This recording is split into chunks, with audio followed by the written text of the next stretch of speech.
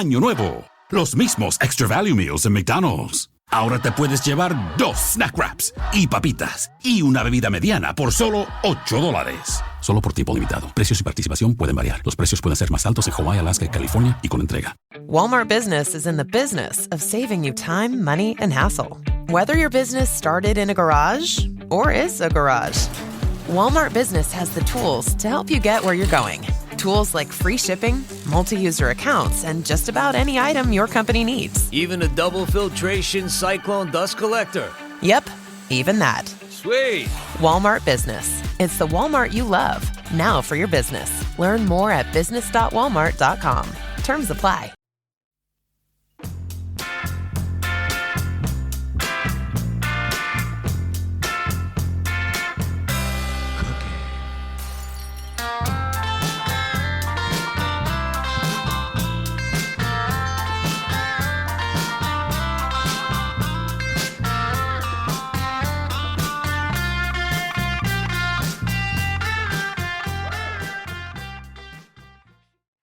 Hey, everybody. It's Weird Islanders, the podcast, back once again. My name is Dan. That is Mike. How are you this evening, Mike?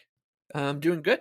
Excited for this one. A weird Islander, I would say, to break down, because had you told me before this player's debut that he would end up on the Weird Islanders list, I would be pretty shocked, actually. I'm sure I'm not alone. I thought that this player was, I wouldn't say destined for, great things, but I thought he felt pretty safe to pencil into the lineup, even into like this season. Yeah. But like this would probably be when our Weird Islander would hit his stride as a player, and those things are not that straightforward. So the prospect perverts, the grifters, they kind of swung and missed on this one, I'll say.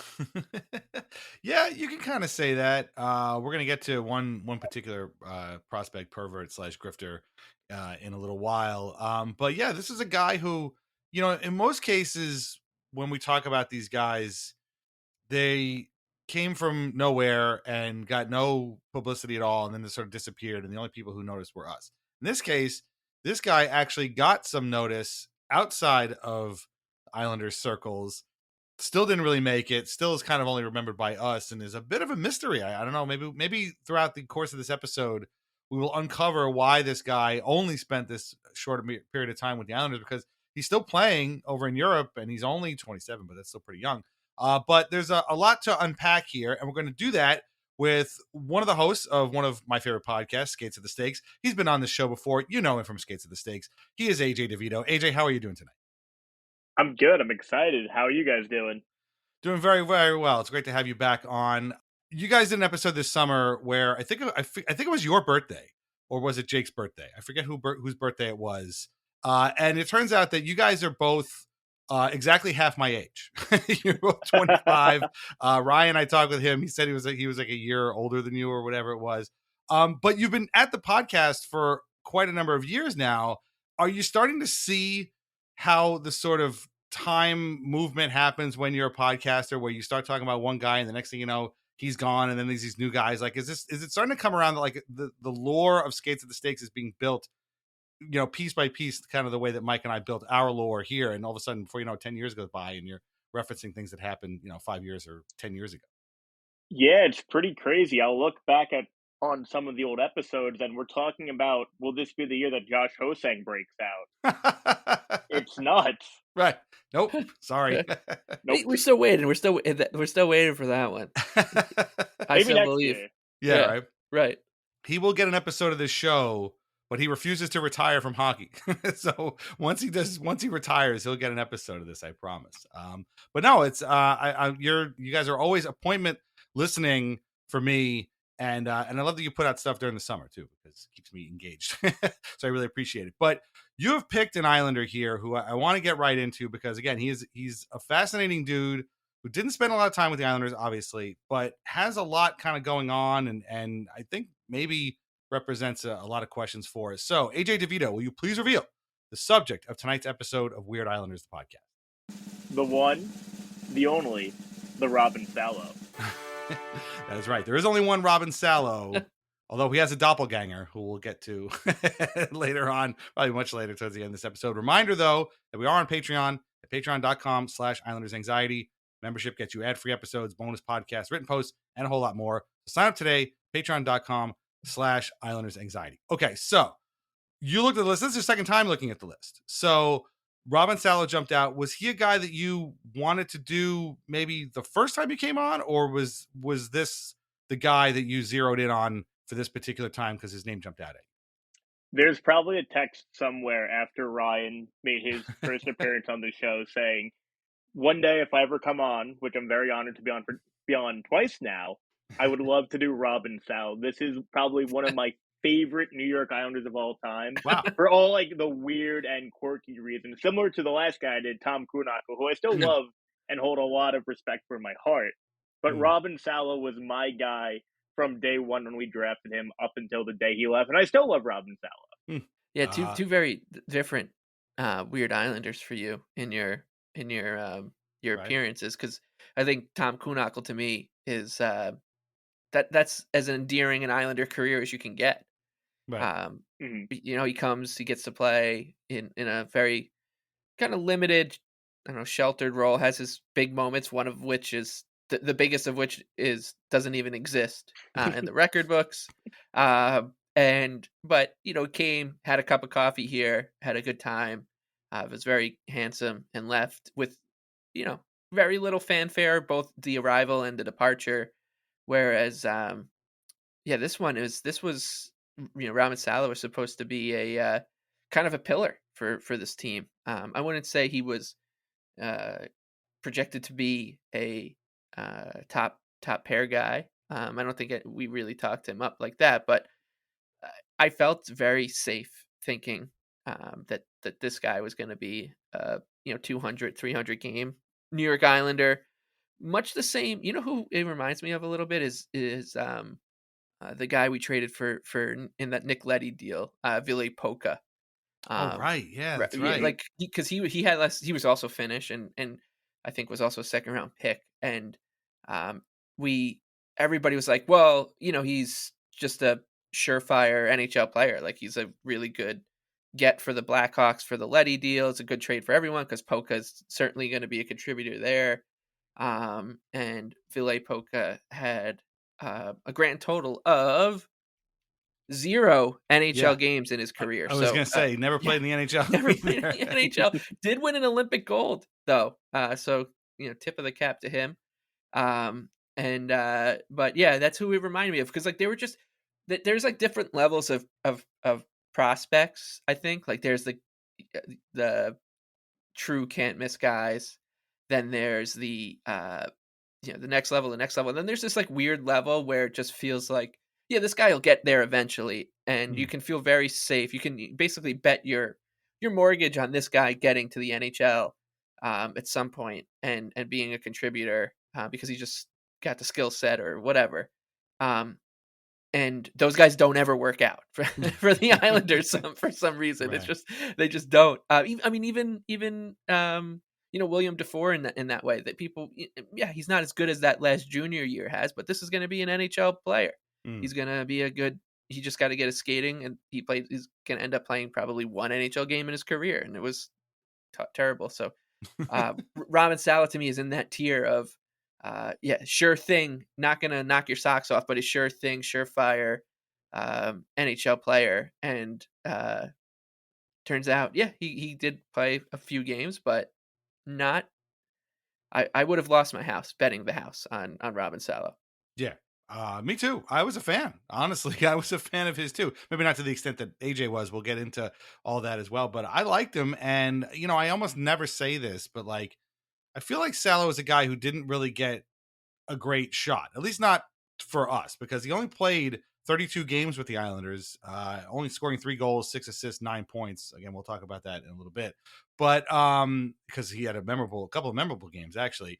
But I feel like we never really got a good look at like what he was capable of doing. Now, the coaching staff, several coaching staffs the Islanders had, obviously got a good enough look at him that he didn't play all that much, including the staff in Bridgeport, which, again, we'll discuss was maybe one of the reasons why he didn't really get called up. as often as we kind of expected. But things did start out kind of on a high note with him. So like you said, he was drafted in the second round, 2017. His hometown is Espoo, Finland. And I mentioned that because that is also the hometown of one of my all-time favorite players, and maybe my favorite Finn ever, although there's a few of them.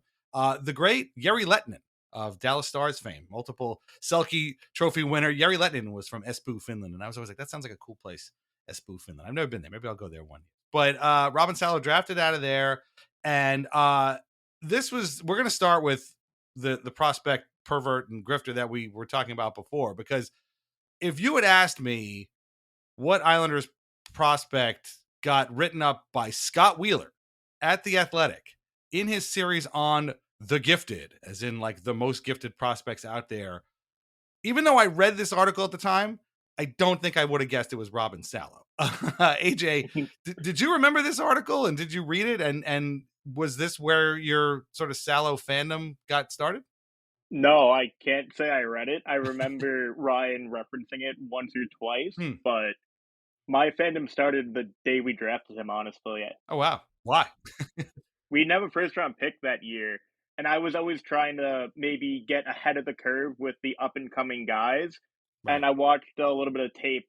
I was like maybe 15 or 16 at the time. I was watching Robin Salo highlight tapes. I'm like, oh, wow. Obviously he's playing in Europe. They have a bigger ice surface over there. Looks like a good puck-moving defenseman, could be an everyday NHLer down the line. But obviously that's highlight tapes. Anyone could edit up a highlight tape and look like a good NHLer in that circumstance. But we're talking about a 15-year-old at the time. I then became a bigger fan when I saw him at the Islanders rookie development camp when they did those. Thank you for bringing those back this year. That was awesome. But I got his first ever New York Islanders jersey that night during like the Islanders auction they had going on. So I was like, in my head, Islanders second round pick, the highest draft pick we had at the time of that year. And I got it for a relatively cheap price. I think it was only $200 or something. So I was like, you know what? This could be a good investment if Robin Salo becomes an everyday New York Islander. I like the guy already. Why not go all in? And that's how my fandom for Robin Salo started. It would only grow over time. Wow. That's quite a story. That's unbelievable that you were like at the scrimmage. So like somebody might be thinking that about like Keyshawn Aitchison or somebody like that just got taken this year and was at the rookie scrimmage in the Suns. This is why those scrimmages are good. Like rookie camp was fun. Like who knew? They made a fan for life and they didn't even know it. Basically, it's a shame it wasn't at Adventureland. That's when you started that story, I was like, oh my god, is he about to say he met Robin Salo at Adventureland? But yeah, he I remember that article coming out. First of all, how great is Scott Wheeler to give himself like a name of a series as if he's some like 1960s newscaster on like CBS or like 60 Minutes, like welcome back to my series, The Gifted, about good NHL prospects. But I do remember reading that, and it kind of, I guess, consolidated what I thought about both Scott Wheeler and Robin Salo. One being a very impressed with himself human being, and the other being a defenseman who I thought felt pretty safe once again to just be like, well, this guy's going to be on the Islanders at some point. So as AJ was saying, going to a prospect game and kind of having eyes on this kind of player and identifying him as a buy opportunity in terms of memorabilia makes sense because it felt like that he kind of ticked all the boxes that you look for in these guys, especially with where the NHL was going at the time, right? Like these kind of slick puck moving defensemen were in vogue at the time, and he had the right last name for a defenseman too, it felt very safe. So like that's what's so, I guess it really is surprising too, because it didn't start out terribly either for him. No, and that's the thing. Like, so let me. I'm on the Wheeler article right now, and it's a very Scott Wheeler piece in that it is extremely fawning, and it throws all of these descriptions at you that nobody could possibly ever know. Like, this is a guy, he's talking about how like Salo may look a little heavy in a race from a standstill, but his lateral footwork is actually a major strength. and he does an excellent job going east-west to create for himself across the blue line. In fact, it's a major theme in his offensive creation. He regularly takes pucks from the walls, attacks to the middle of the offensive zone without bobbling control, and finds holes to get his wrist shot through.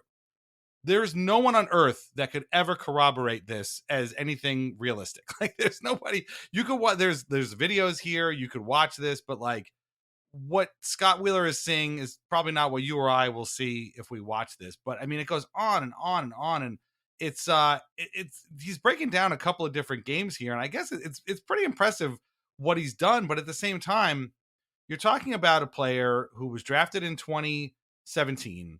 This article comes out 3 years later. He's still playing in the Finnish league. You know, we're going to get to his minor stuff, and he's playing against guys who are his age, or, you know, I don't think they're like, you know, grown men or anything. He's obviously, again, playing on the larger ice surface. And it's just like, I guess this is what scouts do. So maybe I'm just talking out of my ass, but I don't know. The fact that this guy got written up in a series on the gifted players and turned out to play 32 games in the NHL probably says a lot about the person writing the series, more so than it says about the player. I don't know. I mean, some of the other guys in this series were Carl Grundstrom or Jordan Kyrou, Vitaly Abramov, whoever that is, Yusuf Valimaki, Kirill Kaprizov, he's Elias Pettersson, Philip Klapik, Travis Sanheim, Timo Meyer. So like, there's guys in here that are like real. Oliver Wahlstrom got one too.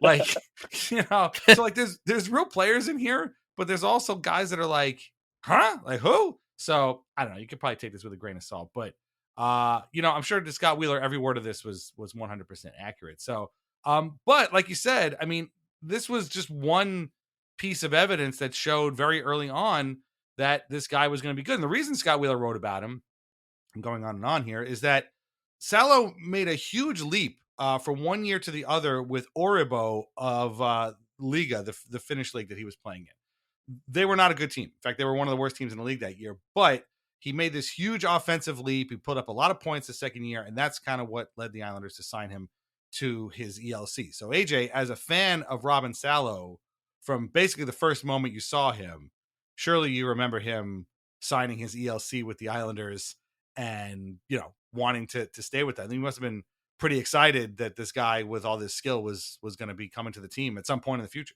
I don't have a story about him on, you know, when he actually signed, but I used to use Robin Salo a lot in the great EA NHL video games.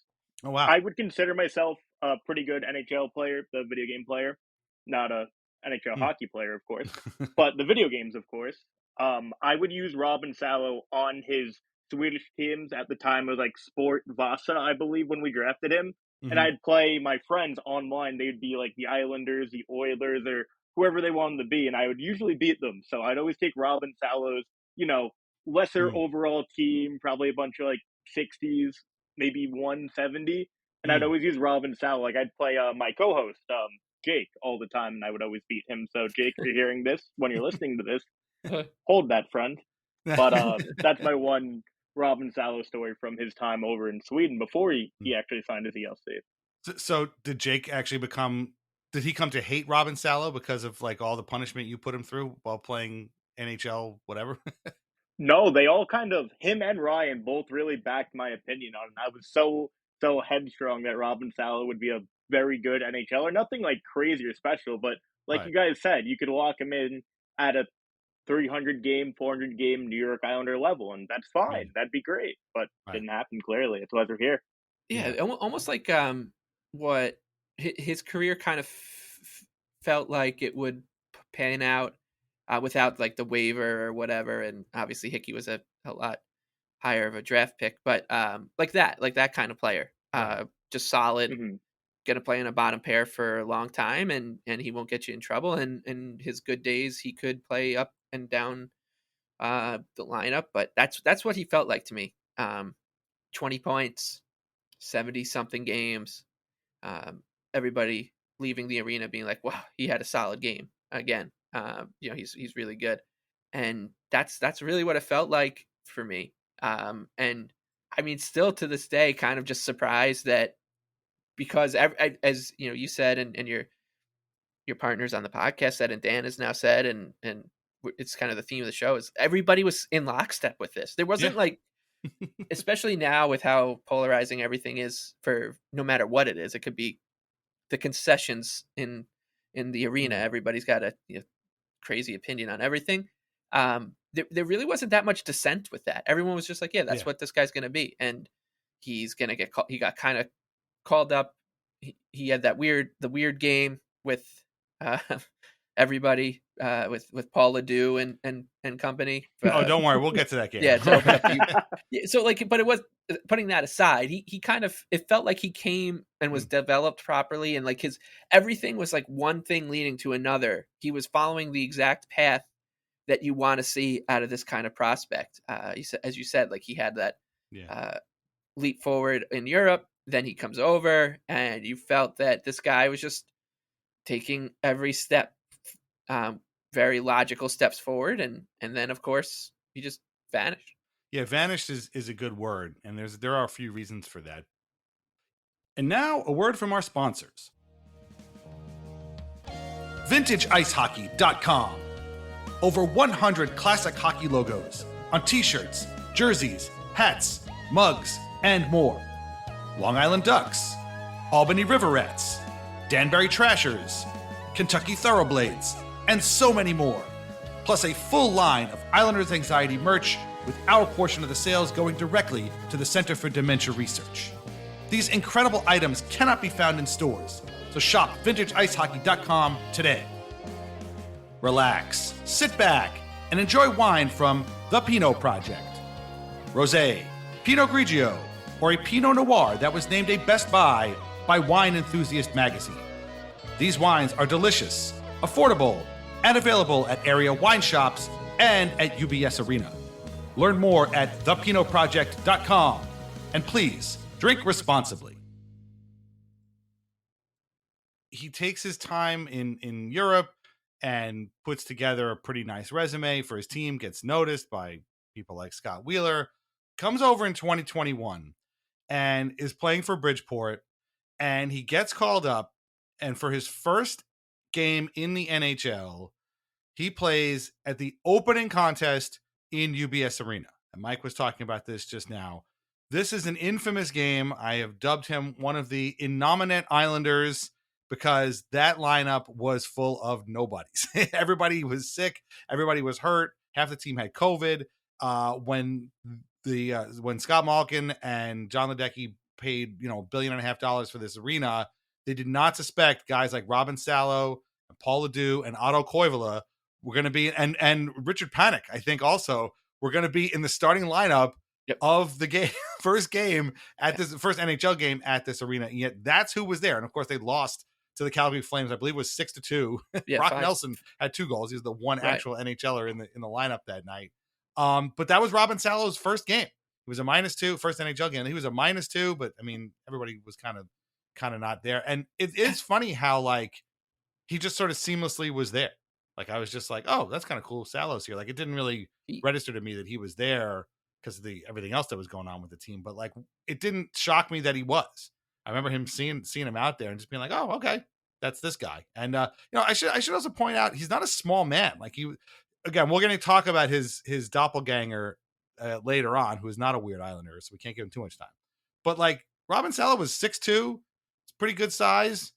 I thought he played a pretty good game the times we saw him, which again won't be many, but to me, this game is almost like emblematic of his entire career in that it's like such a fleeting moment that is very bizarre. And like even when these guys, half of these guys were almost never seen again. AJ, do you remember? I mean, I know you remember the game because we all remember the game because it was completely insane. But like, do you remember like noticing Salo at all in this game? Because I mean, you particularly had waited for this moment for this guy to skate with his team. I remember being very upset that I wasn't at the game. So that one kind of hurt. I ended up going to the Islanders Maple Leafs game, I think 2 days later, that everyone thought they were going to call off because I think 2 other guys ended up catching COVID. Something like that, yeah. But Gary Bettman said, no, you guys got to play through it. Then we'll shut down other teams a few weeks later. But you guys can, play 7, 8 games with Andy Andreoff being an Thank NHLer. You. Another guy. Yeah, that's really funny. That was great. No, but I was very upset I couldn't go to that game. And I remember watching it on TV being like, am I really going to miss one of my favorite prospects, or probably my favorite prospect of all time, not play his first game for my favorite hockey team of all time? And the answer was yes. Yeah, I was at both those games too. The Maple Leafs game was as low energy a game you've ever seen, and it was the second game in the building. So I mean, the Islanders got shut out, so that didn't help. But in the first game, they like gave a decent account of themselves considering who was in the lineup. Yeah, Robin Salo led the Islanders in ice time in that game with 21 minutes and 42 seconds. So just goes to show you, that he was considered like the number one guy that night, even though Noah Dobson was in the lineup. Like he played nearly 3 more minutes than Noah Dobson that night. He played 6 more minutes than Sebastian Aho. He played 8 more minutes than Grant Hutton. I mean, it was crazy. Like I'm trying to remember who he was paired with that night for the most part, but it looks like, just looking at the kind of time on ice, it was probably Scott Mayfield. But so it was like Mayfield, Chara, Salo, Hutton, Aho, and Dobson. And as you said, Richard Panik did play in that game, and he was maybe, outside of Nelson, their best forward. He had an assist on one of Nelson's goals. And I know there's a Richard Panik episode coming. Oh yeah, eventually. It was. I mean, that it was so Islanders that this is how this building finally opens with these 2 games where, you're watching Robin Salo lead the team in ice time and Andy Andrioff play, and it's just, I mean, you're Richard Panik first line, Richard Panik. It's just, and I remember I think the big thing was for the second game at UBS Arena,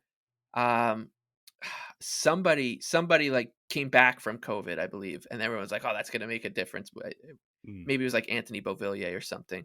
But as soon as, right before the game, I think 2 other people got scratched, as AJ was saying. And at the same time, Anatoly Golishev couldn't get in the lineup too, I believe. Like they just like were refusing to call him up. And Sorokin was like, told him like, oh yeah, I think you're in the lineup. And then he wasn't, and then he left. Yeah. I remember that. It was just a great week of Islanders hockey. That was. Again, that's the theme of this episode, is like, this guy couldn't get a call up, really. But very quickly, I was not at the Flames game, the first game at UBS Arena. I was not at the Leafs game, the second game at UBS Arena. I was at the Penguins game, which I believe was the third game at UBS Arena, where the Islanders lost 1-0. Yep. Yeah, it was rough. That first, remember they were like 0-7 or something to start UBS. There was something like that. Yeah, they had like a long losing streak. It was crazy. Their first win was against the Devils, I think. But I remember Zach Parise, I think, scored 2 goals, or he had the game-winning goal. Yeah. I didn't see a goal at UBS for the longest time at UBS Arena. I think I went to 3 games or 4 games. They got shut out. My first goal at UBS Arena was Noah Dobson tying the game up with like maybe 5 seconds left or 7 seconds left against the Blackhawks. Yeah. And that place erupted. Yeah. Just for them to lose in a shootout, classic Islanders. But that was like, wow, this building, that was cool. I saw a goal finally. Yeah. Imagine that. Yeah, I remember that. Boy, what a weird, we got to go back and revisit that season maybe 10 years from now. Yeah, maybe we'll do a watch along for that game, because it's so bizarre. That season started out so well. Like they just, they were just, they had that Sportsnet article like written about them, how like everyone should just try to be like the Islanders because they just beat the Golden Knights. And I can't remember who the writer at Sportsnet was, but he was just like, this is what the model franchise looks like. And then the Islanders just didn't win again after that. Everyone got the plague hit them. It was crazy. They went into that season as Stanley Cup favorites. If you can believe and they were behind. They were like eternally like 12 games behind the entire schedule. Yeah. Like, everyone had like 8 games in hand on everyone for months and months. What a terrible season. Terrible. Absolutely terrible. But in any event, we had Zach Parise, so it wasn't too bad. But in any event, so that season starts out terribly for the Islanders. It starts out terribly for UBS Arena, but Robin Salo was in the lineup. It was November 20th, and he stayed in the lineup for the end of November through most of December, or at least the middle of December. I think he went back to Bridgeport for a little while. But he came back in January, played basically all through January. Then he was back in Bridgeport until the end of April, the end of the season. But he did also score his first NHL goal this season, which would have been in January 18th, in a shootout win over the Flyers in Philly. Robin Salo scored his first NHL goal. And A, the good news is we have video of it that I'm going to play now. B, the bad news is it does include John Buccigross because it was a game on ESPN. So I apologize in advance for what you're about to hear. But this is Robin Salo's first goal. Can you imagine that? Barry Trotz talked to him today. That didn't go well, so he moves Bellows down and brings up Parisi, who's trying to find some offense. Just one goal in 31 games for Zach, who has the puck now. Here's Barzal looking, dangling, finding Salo. Score! There it is! Barzal finding his man, Robin Salo, who gets his first. And the Isles lead 1-0. And you'd like to see him take that shot. He doesn't, but he does mesmerize the defenders here. Drawing quadruple coverage, really. And then with that, watch this little play. Good give and go. Drawing 1, 2, 3, 4 defenders. Forehand, backhand, putting in the wheelhouse for Salo. I vaguely remembered this game. I can't, again, everything in this season sort of blended together. But, it's a nice goal. And I think it showed kind of what Scott Wheeler was getting at and what kind of player we expected Robin Salo to be, which is pretty smooth skating guy on the back line.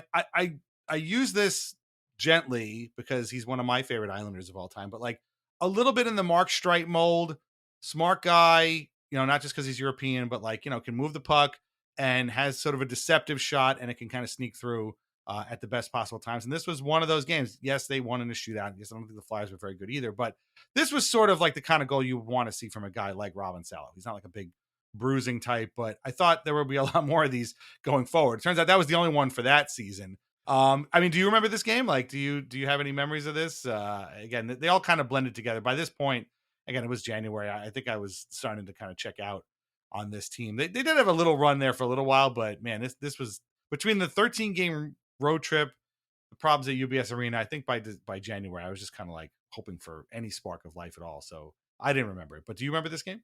Yeah, I remember it really vividly, to say the least. I have a pretty good story with this. So I did another podcast alongside Skates at the Stakes at the time, Comedians on Hockey. I did it with a few comedians from Long Island, John Truson, Chris Roach, and Anthony DiDomenico. So shout out to them if they're listening to this. All great guys. I just played hockey recently with John Truson, Nice. I think last week. So that was funny.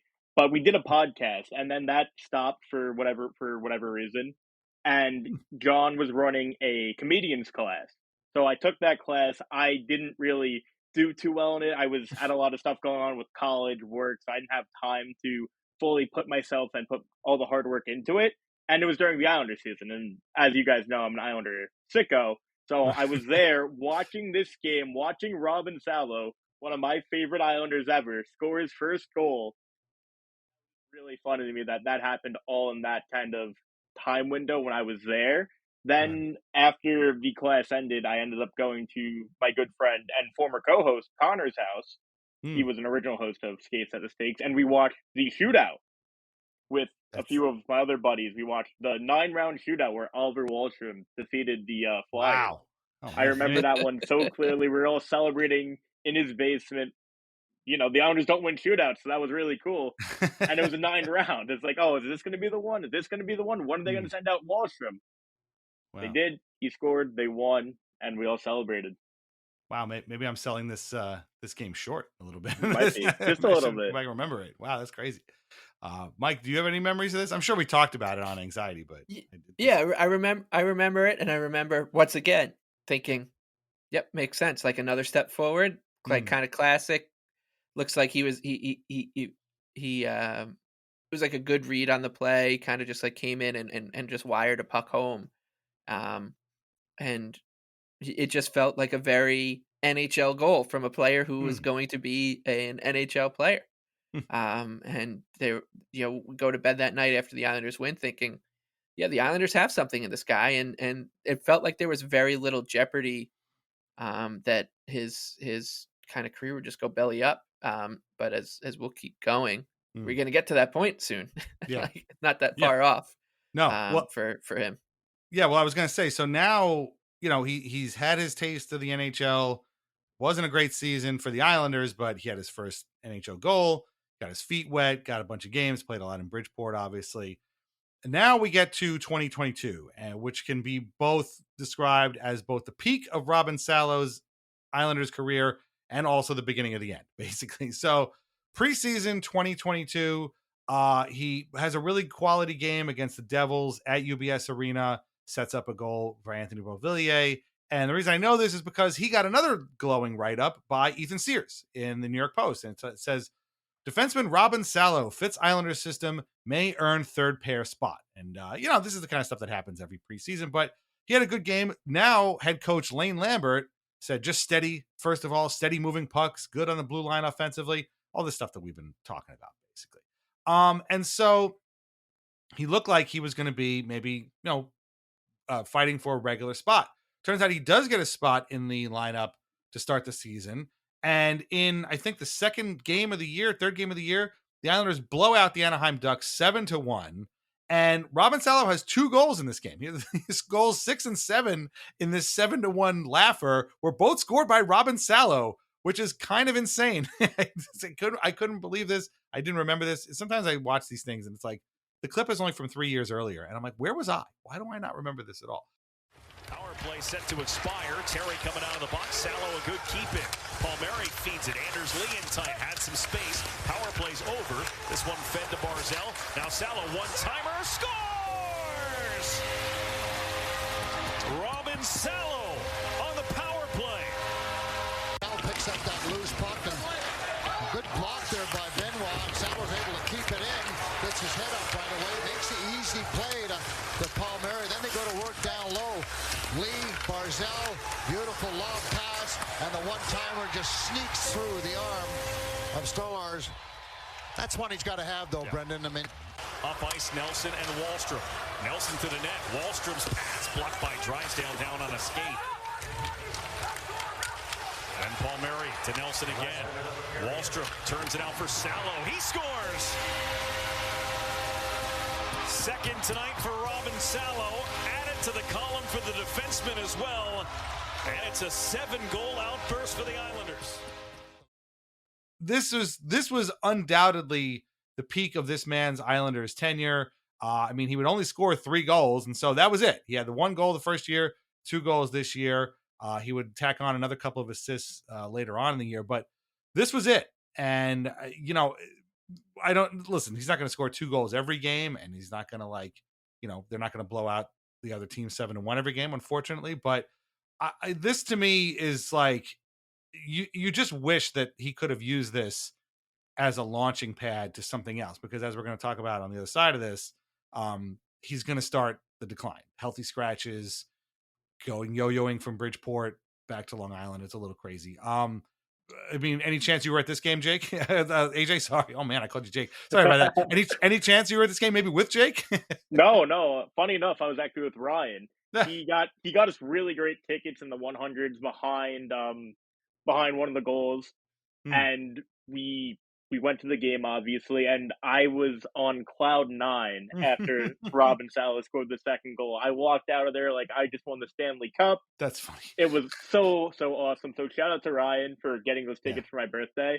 That's always gonna be a core memory for me. We had such a great time that night, and obviously the Islanders, like you said, they don't win that often. They don't put up 7 goals even less.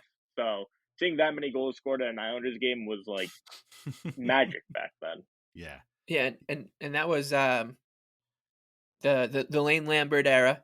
Yes. And it started off with that. It was like more of a tussle than a game against the Florida Panthers. At home, and I was at that game, and I was at this game, and I remember leaving that Panthers game, and I think we might have joked about it on the podcast that this Ducks game was a must win. And they played really well that game. Mayfield 2, Salo has 2. They're just like, I think Wahlstrom had a beautiful goal. Yes, he did. In this one. And then I remember leaving the arena because they had the Sharks on deck, and being like, wow, the Islanders have a really good opportunity here, because they had a tough road trip right after that. Then a game like against the Rangers and the Hurricanes, being like, they need to win this game against the Sharks. If they go 2-1 on this like opening 3-game homestand, we're in good shape. And they won that Sharks game 5-2. So all of a sudden the whole Lane Lambert offensive revolution that was supposed to be coming. Yeah. Like, we're going to be playing a lot more offense. It looks like it's bearing some fruit. Like, the Islanders have just scored 12 goals in 2 games in a row, and you felt pretty good about it. Then they would go 0-for against the Devils, Lightning, and Panthers. And I remember thinking to myself during those games, like, the team is probably not that good, and also this is where you start to wonder about Robin Salo as well. Like, you're like, maybe this guy's not as good as we thought he was, because the cracks started to show pretty early in the season for him. Yeah. Well, this is where it kind of falls apart a little bit for him, which is really unfortunate. So, this is, the funny thing about the Lane Lambert era, which you were just mentioning, is like, at first the Islanders were putting up a lot of goals, but they were also giving up a lot of goals. And we kind of justified it being like, well, he was here to open up the offense. And, there's going to be some, give on the defensive side, I suppose. We did not realize that this team would absolutely completely erase everything that they'd learned under Barry Trotz with the previous 4 seasons, which, would become a bit of a concern going forward. But right now we're in the Lane Lambert offensive genius era, where, the team is really putting up a lot of goals. But Robin Salo really wouldn't be a part of that, because really shortly after that, so again, that was game 2 of the season. He scores 2 goals. He ends up playing through October, and then by October 21st, not even Halloween, he starts the parade of healthy scratches. He does get installed as a starter at one point because Adam Pelech got hurt. I know, go figure. Adam Pelech hurt. What? And then he ends up, playing a few games there. No, there's only a couple of assists. That's where he picks up his assists in games against the Coyotes and Golden Knights. This was through December, by the way. But by the end of December, and a game against the loss to the Rangers on December 22nd, he goes back to Bridgeport, where he spends the entire rest of the season. Ultimately, this really wouldn't help his development, which, got written up by the time he left. But more importantly, this did not help his appreciation for and feelings towards the city of Bridgeport, Connecticut. And there's a quote here from James Nichols when he was still covering the Islanders. He quoted Salo as telling a European sports paper. So this is translated, of course, but Salo said, "To be completely honest, Bridgeport is not a great place to live in. It's probably a bit of a den." I don't know what that means. Maybe a dump. Maybe that's what he meant. I would probably much rather live on Long Island, but there's nothing I can do about it. Now I play for Bridgeport, and then I have to make the best of the situation. So whenever they say I have to make the best of the situation, obviously the situation is not good. This guy wanted to be playing on Long Island, and he was playing in Bridgeport. And at the time, there seemed to be, and this happened under Barry Trotz too. I don't want to just, kind of pin all this on Lane Lambert, but there seemed to be this idea that whatever the coaches wanted from Salo, they just weren't getting enough of it. And Trotz at one point had mentioned this again, obviously a year earlier, saying that like the Bridgeport coaches were saying that Salo's just not quite there. Like, he just isn't there. And these other guys like Parker Wotherspoon, who we've already talked about, guys like Sebastian Aho, who is that doppelganger that we've been dancing around this whole time, would get called up, and Salo would not. And he would stay in Bridgeport or stay healthy scratched or whatever. So this is where it gets to the point where, like, I feel like we never really got to see that much of this guy. And obviously it's going to come to an end here. He's only going to play 32 games over the course of 2 seasons. That's not a lot at all. And I don't know, do you feel the same way, AJ? I mean, obviously you're a fan, but like, do you feel that way at the time, that like, why aren't they calling this guy up? Why is he getting healthy scratch? Why is, he gets put in place for Adam Pelech and then immediately is just shipped back to Connecticut and never heard from again? Like, that's a little bit weird. Is this what's going on with this guy? The team just loves to watch Sebastian Aho fall in his own zone 50 times. I know Twitter user, or X user now, Bud Lightly Man, had that meme running every time Sebastian Aho fell. That was one of the best Islander memes of all time. Put that one in the Islanders X/Twitter Hall of Fame. He loved it felt falling. like just for falling. Aho just felt like he always had the higher up on Salo within the coaching staff and the organization. It felt like he always was more favored and was picked first to play, which it is what it is. But it really felt like, you mentioned the Rangers game, that was the death of Robin Salo. Obviously, he got sent down after that. I know a lot of people were very upset with how he played.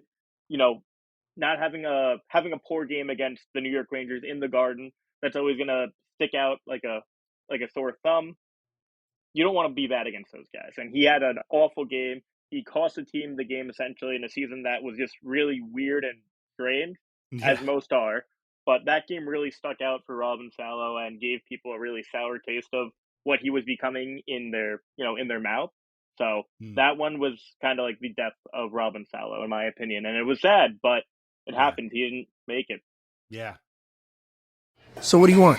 What do I want? I want to use my degree for good. And in general. I kind of meant like a muffin or a latte. I want a job with a generous work-from-grocery-store policy. You are here a lot. Debbie, please, I'm working. I want a job that will change the world. Ma'am, this is a drive-thru. And some nuggets. With LinkedIn's new AI-powered job search, you can find roles that match your unique skills so you can dare to discover more. Visit linkedin.com/jobs to learn more. Every sip of Coca-Cola brings you closer to the excitement of the FIFA World Cup 26.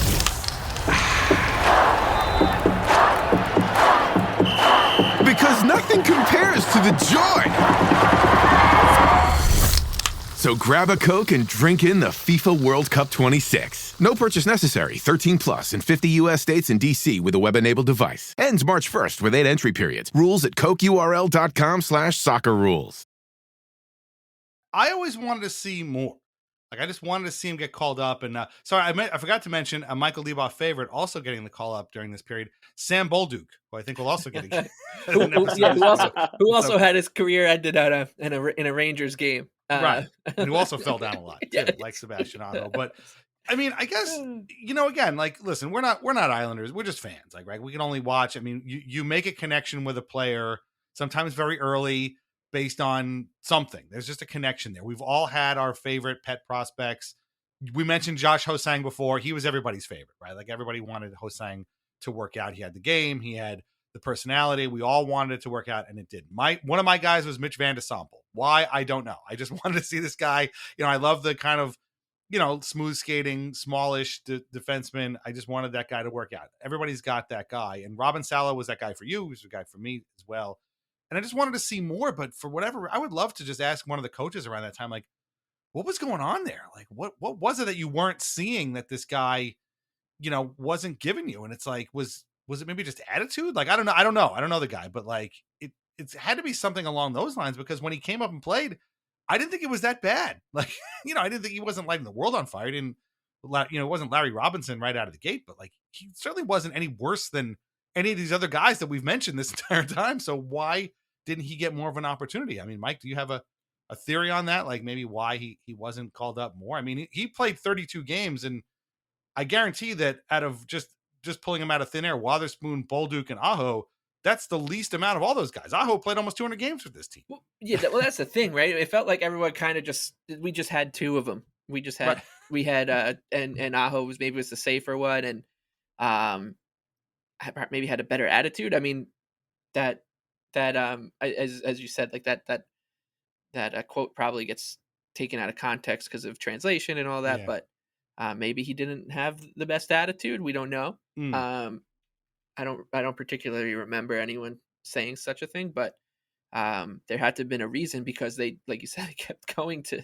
I mean, Grant Hutton's playing games, and and Sam Bolduc and Aho's playing hundreds of them, and then there's Robin Salo, who I just expected to see back. Like, once again, this was supposed to be a step in the development of, this is his first like kind of kick in the teeth, getting sent down to the minors moment, which is normal, like, right? Exactly, normal, totally guys, normal. Yeah. Another step in the development of a player like this, and he just was never heard from again. Except I guess about Bridgeport. Yeah, but like, even that time even the second and final time they sent him down, I remember thinking he'll be back, and he just wasn't. It's like a Stephen King movie. Like, you just expect him to be there, and then he's just not, and you're just like, wait, what happened to that guy? And then now is, I guess, a good time to talk about Sebastian Aho and Robin Salo, who I know it started in one of our group chats. I think you guys have mentioned it maybe on Skates at the Stakes. I'm pretty sure it escaped containment into either the podcast or one of our Twitter feeds or whatever. But like, we started calling them Salaho as sort of one guy because they were kind of the same guy. Like the same, Aho is a little bit shorter. He's only 5'10", whereas Salo is 6'2", but like they look kind of similar on the ice, and I mean they may have even worn similar numbers for a while there, but like it seemed like one of them would be in the lineup for every game, and at the end of the day, Aho won the battle of Salaho, and Salo was the guy who got kind of bumped to the side. And again, the whole point of this is I don't know why. I really don't know why. I'm trying not to shit on it, Sebastian Aho too much, but like, why him? Why not Salo? I mean, AJ, I'm almost certain I heard at least Ryan connect the two of them on the show. Did you guys also have that sort of like Salo Aho connection like we did? Oh, for me, it was a total rivalry. It was one, it's the two guys fighting for the one spot, very similar players, like you said. And I remember at the time, Sebastian Aho coming into that year, I believe it was 22-23, had the DUI situation in Sweden. Right, yeah. So I was like, right.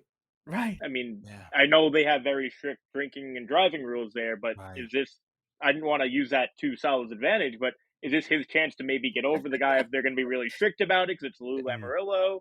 Was it if it's such a rivalry? Was he spiking Sebastian Aho's drink at the bar? Was Robin Salo the one who got him in trouble? If it was a true rivalry here and sabotaging, and it just blew up in his face.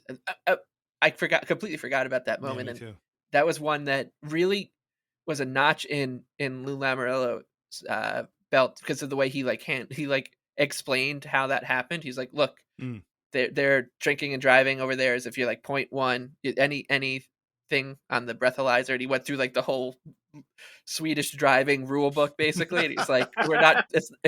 I'm like, he probably wrote that too. That was very sweet of you, Lou. That's really funny. I had completely forgotten about that, but Lou probably called up the police minister of Sweden and got the laws changed or whatever, so that Sebastian Aho didn't really serve any punishment. I mean, at least I guess everybody was okay, but don't drink and drive. But yeah, if it was a rivalry between Salo and Aho, I got bad news for you. Sebastian Aho wins. Both of them though were drafted in 2017. Salo in the second round, Aho in the fifth round. Salo out of Finland, Aho out of Sweden. By the way, we haven't mentioned it this whole time. Robin Salo, no relation to Tommy Salo at all. Also no relation to Sammy Salo, as far as I know, or any other NHL Salos. But anyway, so Aho, of the two of them, finished his Islander career 190 games played, 11 goals, 39 assists, 50 points. Robin Salo, 32 games, 3 goals, 6 assists, 9 points. But they both beat Arnold Durando, who had 4 games and no points at all. So there you go. But yeah, it's funny that you thought of them as a rival, and I thought of them as like two guys sharing the same body, basically, like an X-Men situation here. But it was just funny. It's just also funny when stuff from like our group chat just ends up getting out into the wild, and you don't even remember how. It's just, we just started calling him Salaho after a while. But his Bridgeport career was 146 games, 9 goals, 49 assists, 58 points in 3 seasons. He did have 2 points in 6 playoff games for the Bridgeport Sound Tigers and Islanders both. And it's funny because 146 games also isn't that much for a guy who's been in the organization since like 2017. You would have thought that, well, if he's not playing here, he must be playing, 250 or 300 games for Bridgeport. No, it wasn't like that at all. In fact, he was scratched a lot of the time. And so I don't know. This guy just never really, he came over here and played in a total of 178 games in North America over the course of, I guess 4 or 5 seasons. That's not a whole lot. And so in June of 2024, he signs back with a Swedish Elite League team in Malmo Redhawks. And he's been there for a long time. He's played very well for them, apparently. He would like a return to the NHL, according to this article I found, if the situation presents itself. But it's definitely not going to be with the Islanders. We should also say internationally, he's played a ton of games for Team Finland at the World Championships and the World Juniors. And he did win gold in 2016 in the Under-18 World Championship. So this is a guy who's had flashes of talent, but for some reason just hasn't translated into NHL time. And I don't know, I kind of feel a little bit cheated. Like, I wish this guy was playing. I mean, Sebastian Aho managed to catch on with another team. Like, why couldn't Robin Salo? I don't know. There's something here. I don't want to make up a story, so I'm not going to try to, but like, there's some reason why this guy isn't here. Can't be his size. If he's one of the gifted and has all these tools, why is he not playing in the NHL? I don't know. It's very strange. I mean, do we, I don't know. I haven't watched any Malmo Redhawks games recently, so I'm not sure quite how he's played there, but I think it's been pretty good. But I mean, like, AJ, do you have a theory on this? Like, maybe why? I mean, we talked about this, in terms of just with the Islanders, but like in terms of the rest of the NHL, I mean, do you have any insight at all as to like why this guy can't catch on with a team here? Maybe he doesn't want to. I don't know. It's really weird because if you look at the SHL and the numbers he produced in that league this year, he's not that far off of some really good prospects. Like the guy that got drafted with our first round pick that we traded to Vancouver for Bo Horvat, which they flipped to Detroit for Philip Roenick, Axel Sandin Palika, maybe pronouncing that wrong. He had 29 points this year, and he's a top and up and coming prospect. Obviously, a lot younger than Robin Salo. Lassie Thompson had 29 points this year. I think he's still with Ottawa. His name has always been thrown around as one of the bigger prospects. Victor Soderstrom, who was drafted in the first round with the Arizona Coyotes, I think he just came back to the NHL this year. I think he signed somewhere, might have been Vancouver, could be wrong about that, had 37. David Quinville had 37 points in that league this year. But it's weird, like, that he had a good season, and Sebastian Aho had, an okay, not really a great season with the Wilkes-Barre Scranton Penguins, who I actually did see play live. I was very excited to see Sebastian Aho when I went to Lehigh Valley. That's who they were playing, and they scratched him. So I got taken advantage of there. I did get to see Tristan Jarry play though, so that was kind of funny watching our pal Tristan Jarry play in the AHL. That's really funny. Islanders legend Tristan Jarry. But yeah, no, it's really weird. I don't know. I don't know. They're like, again, I'm not trying to be a jerk, but like, we have seen a lot worse guys play for this team than Robin Salo. Like, let's just be honest here. Like, he's, did he? I'm not trying to make him out to be Dennis Potvin. Like, I'm not trying to do that. But like, we've seen a lot worse than this guy, and this guy didn't really get much of a shot. But maybe there's a reason for it. I don't know. Maybe he's happier playing in Europe. And listen, man, if that's the case, God bless. Like, go do what you want to do. What's happier? But again, it does sound like he would want to come back to the NHL. Well, so let me ask you this, Mike. I'll start with you. He does want to return to the NHL in the right situation. Islanders have a new regime. The guys who drafted him are gone. The situation is totally different. Hell, they might not even have a team in Bridgeport by the time you hear this. So who knows what's going to be happening. No, that won't be that quick. But like, maybe the Bridgeport team does eventually move someplace else, although he's not going to play there. If you're Robin Salo and the Islanders come to you and they're like, hey, man, we're looking for some help on the blue line. We still are interested in you. Would you want to sign? Do you think he would come back? Do you think he would sign here? I would say no. I would think that he even with the new regime and such, I just feel like he'd probably say no. And I could see him being one of those guys too. Like it happens where a guy will like disappear to Europe and they come back, and inevitably the team that they sign with gets like really excited about it, and they just don't stick. And I feel like that is certainly a realm inside the realm of possibilities for the gifted Robin Salo, for sure. And just as we were talking about this, Dan, and you were bringing up how we've seen a lot of guys play, a lot of worse players than him play like NHL careers. It really got me to thinking, like, because I do think Sebastian Aho was a fine Islander. Like, he wasn't bad. Like, he was certainly like an NHL Islander and whatever. But we've seen a lot worse guys play for this team than Sebastian Aho. Right, exactly. But he's like a good barometer, I think, of like what you can be Sebastian Aho and have an NHL career. He played 190 games for the Islanders, which puts him, right in the Tommy Salo, Andrew Ladd, Freddie Meyer realm. So, like, and you just look at the list of guys who were kind of around there, like Brian Straight, and John Sim, and I know he's a different position, but you're like, yeah, I mean, Robin Salo should be on this list. He should have played more games for the Islanders than Jason Chimera did, or Yanni Ninema did or Mats Lindgren did, but he couldn't do that for whatever reason, which is weird. And I don't think he will. To answer your question, no, I don't think he'll get a chance to climb up the ranks and maybe challenge Andy Hilbert for 121st on the Islanders' all-time games played list, right behind Oliver Wahlstrom. Played 220 games for the Islanders. Jeez, wow, a real murderer's row from 116 to 119 on games played. Pekka, Romanov, Wahlstrom, Brian McCabe, just very different people. Anyways, that's a long. How many? 200 what? Wahlstrom played 220. Wow, that's a long. Which feels 220 games, man. 220 games of. He's gonna do it. This is it. Every single one was like, "This is the one. He's gonna break out." Yeah, we're just waiting for it. Needs one more chance. He just needs one more chance. Yeah, one more chance. Exactly. And then he shattered his ankle or whatever, and then we went head over ass in that game against the Bruins. But no, this has been a fascinating look back at a fascinating player. We have answered absolutely no questions whatsoever, but I feel like we have done Robin Salo a good deal of service here. I feel like we've kind of looked over his career, and I mean it's very rare that we do an episode of this show and I wanted to see more of a guy, like very rarely.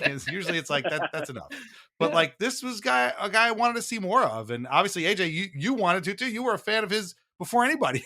So you must feel, I mean, not for nothing, but you must feel pretty unsatisfied at how the Robin Salo experience kind of came and went for the Islanders. I was happy to see 2 goals live. That I will always remember. Back, that'd be great. I don't think the Islanders would be a good fit for him, though. We have a lot of guys, like we have a very deep decor. It might not be a great decor, but even in Bridgeport for now, we have guys down there I want to see develop. And then we also have new guys like Ethan Bear.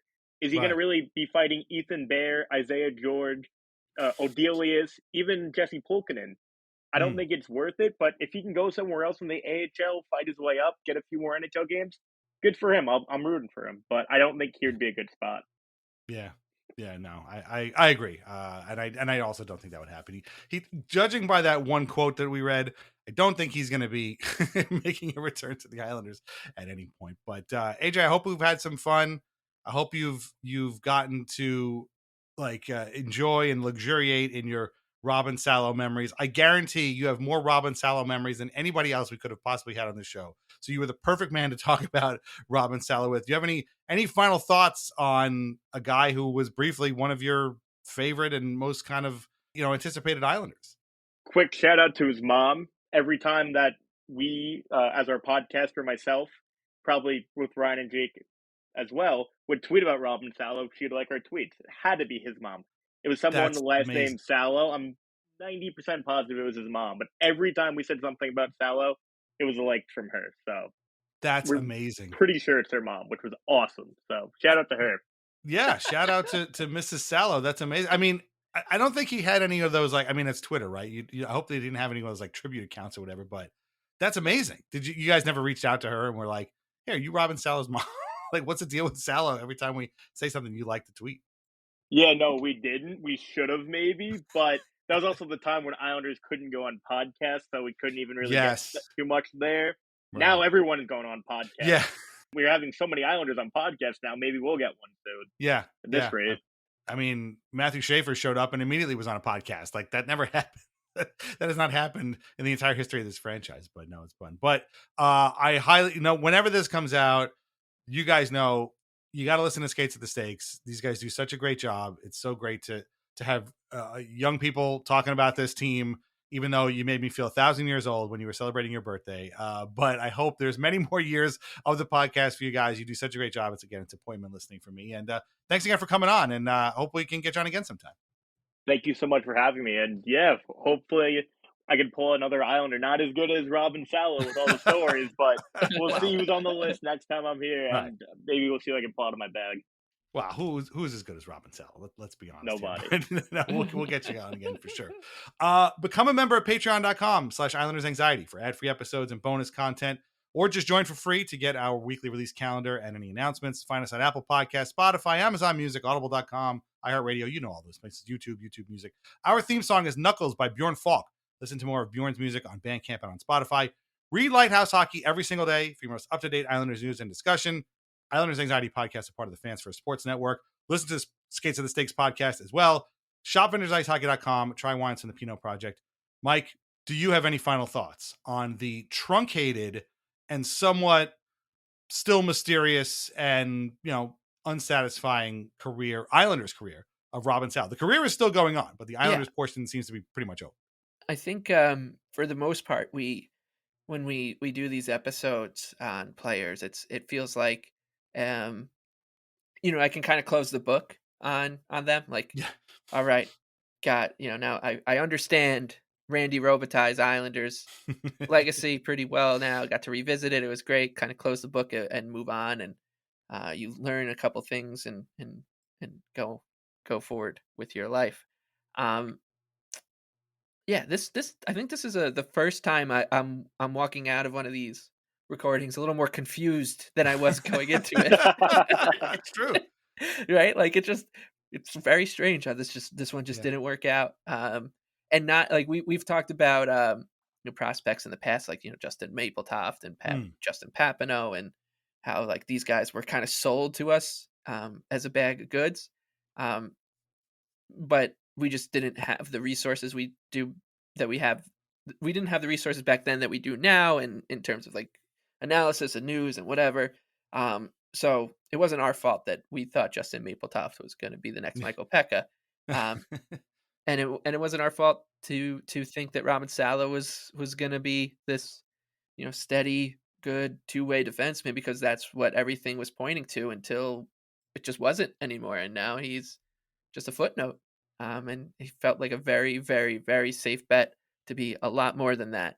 So just another reminder to, until they start playing games and get to like the 100-game mark, we really have no idea what the hell's going to happen with players and teams and such. So just try to enjoy the ride, because it could be 32 games.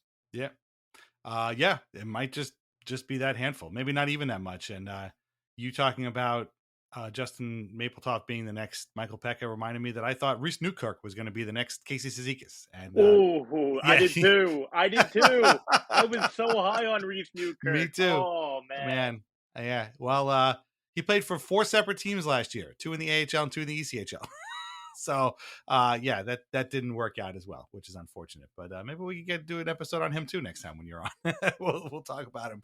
But we need some Bridgeport footage, which is going to be very hard to come by. But that's another story for another time. We'll be back in a couple of weeks with another brand new Weird Islander and another great guest. Until then, keep the Islanders weird. Thank you for listening. We'll talk to you soon. Take care. Bye-bye.